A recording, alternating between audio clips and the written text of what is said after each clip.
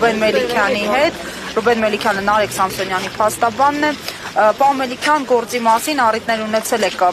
բազմիցս խոսելու, ամեն դեպքում ինչու այդպես էլ գործ չհարուցվեց Ալեն Սիմոնյանի հայտարարությունների վերաբերյալ ըստ ձեզ եւ ինչու միայն պատասխանող կողմ մնացիք դուք։ Այս պատճառով, որտեղ Հայաստանը օրորի դադարում է ժողովրդավարություն, ոչ թե դադարում է, այլ ավելի է հեռանում ժողովրդավարությունից, էլ ավելի է հեռանում իրավական պետության գոնե նվազագույն ստանդարտներից եւ այսպիսի ակնհայտ, այսպիսի որ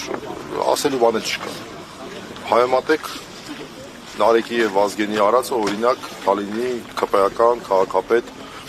ինչ էր անունը Տավրոս Սափյանի վարքագծի հետ մեր սրբություն սրբոցի դռների առջև նրա հայհոյանքը, նրա վարքագիծը։ Սա է մեր երկրում ակնհայտ երևում է թե որ ուղղությամբ մենք գնում։ Հույս ունենք գոնե դատական իշխանությունը այս պարագայում մի փոքր պատվար կլինի մարդու իրավունքներին։ Կոնկրետ այս դեպքում Մամել Շահդարյանի դատավոր հետ կապված ինչ կասեք, հայտնի է որ նա իշխանությունների սրտի դատավոր։ Տարբեր փորձ ունենք, դրական, բացասական այս պահին որևէ գնահատական չկա։ Բայց ասում են հիմա ինչ-որ խնդիրներ ունի, հավանաբար կփորձի նաև ձեր միջոցով այդ խնդիրները լուծել։ Դե գիտեք, այս պահին ես որևէ մեկնաբանություն եթե անեմ, դա կլինի ոչ կոռեկտ։ Այսինքն ճիշտ ենք հասկացել, հետո եք բառը օգտագործելու համար, հա։ Տեսնեք, կլսեք,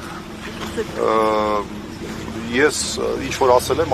տեսնեք, դատախազը